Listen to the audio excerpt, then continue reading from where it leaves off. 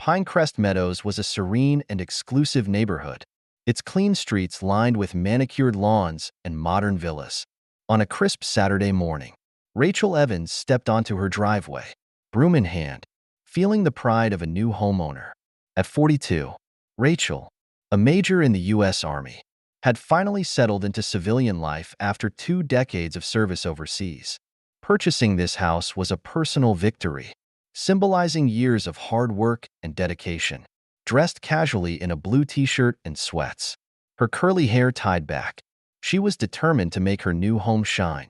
The hum of a car engine broke the silence. Rachel glanced up to see a black and white police cruiser slowing down near her driveway. She paused, her grip on the broom tightening slightly as she noticed the 3 officers inside.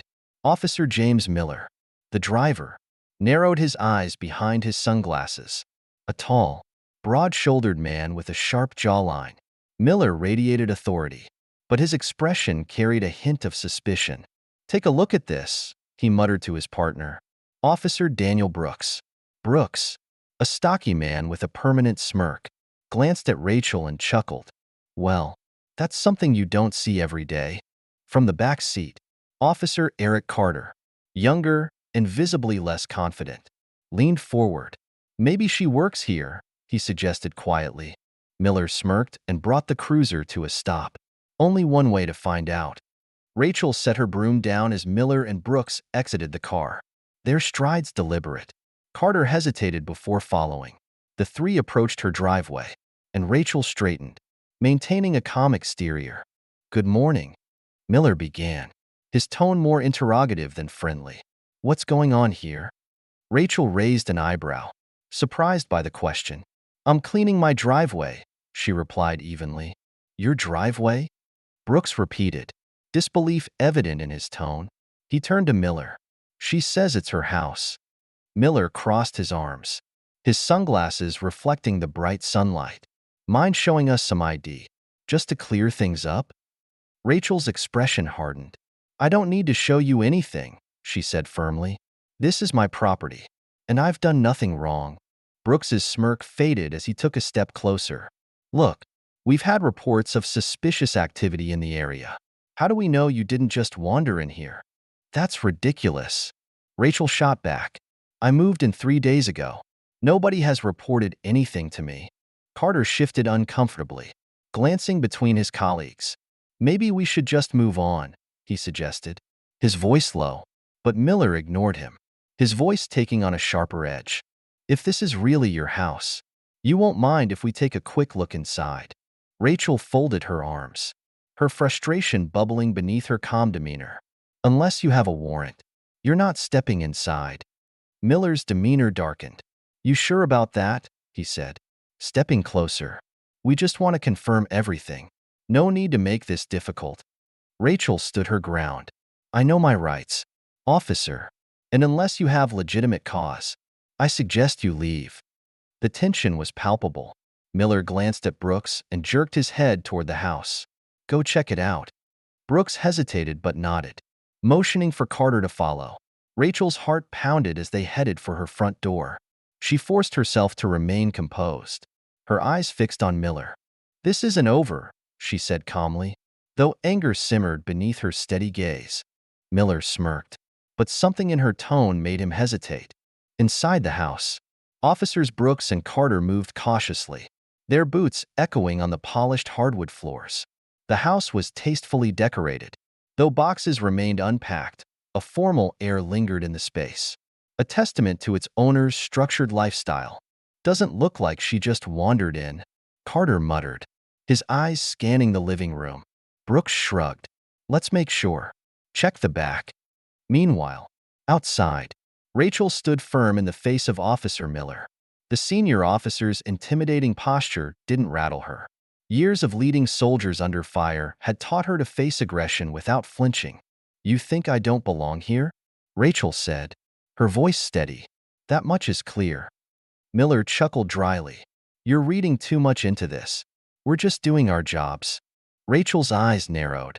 "Your job doesn't involve harassing people in their own homes." Miller stepped closer, his hand resting on the holster at his hip. "Watch your tone, lady." Cooperation goes a long way. Rachel's calm exterior began to crack. And so does respect, she snapped. You don't have the right to treat me this way. Before Miller could respond, the radio clipped to his shoulder crackled. Miller, we've got something here. Brooks's voice came through. Miller grabbed his radio. What is it? Inside, Brooks stood frozen in front of a large wall adorned with military plaques, framed certificates, and photographs. One image showed Rachel in her army dress uniform, standing next to the city's mayor and police chief at an official ceremony. Brooks's face paled as he realized the gravity of their mistake. She's military, Brooks stammered. A major in the army, and she's connected. Real connected. Carter, who had been flipping through mail on a side table, froze. Oh no, he murmured. We're in serious trouble. Brooks nodded, his voice shaking slightly as he spoke into the radio. We need to pull back. Now. Outside, Rachel watched Miller's expression shift as he processed Brooks's message. For a moment, his confident smirk faltered, replaced by a flicker of doubt. What's the matter, officer? Rachel asked, her voice cold. You look surprised. Miller ignored her, speaking into his radio. Get out here. Now. Moments later, Brooks and Carter emerged from the house, their faces pale. Brooks avoided Rachel's gaze, while Carter looked as though he might apologize on the spot. Miller, Brooks began, his voice low. We should leave. Miller glared at him. Why? Brooks leaned in, whispering urgently. She's Major Rachel Evans, Army, and she's got ties to the mayor and the chief. Miller's jaw tightened, but he didn't lower his guard.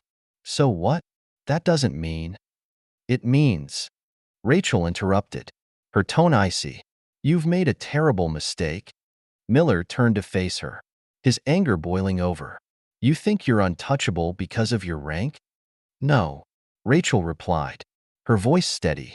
But I know my rights, and you violated them. Brooks and Carter exchanged uneasy glances, their discomfort growing. Look, let's just go, Carter mumbled. But Miller wasn't ready to back down. Frustrated, he drew his gun, aiming it squarely at Rachel. Sit down. Now. Rachel froze, her heart pounding, but her years of military training kept her calm. She raised her hands slowly.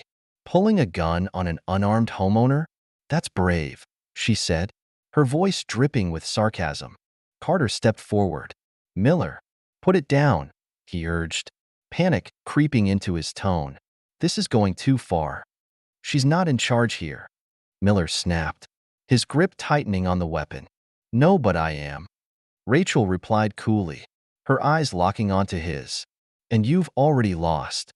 Miller hesitated, his resolve faltering under her gaze. Before he could respond, Brooks reached out and placed a hand on his arm. Miller, enough. We need to leave.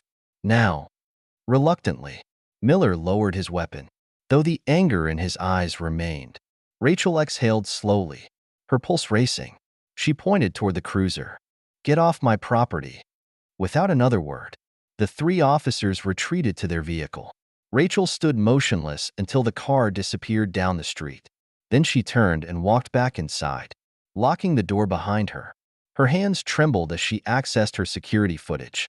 The entire encounter, every word, every gesture, had been recorded. Rachel saved the file and opened her phone.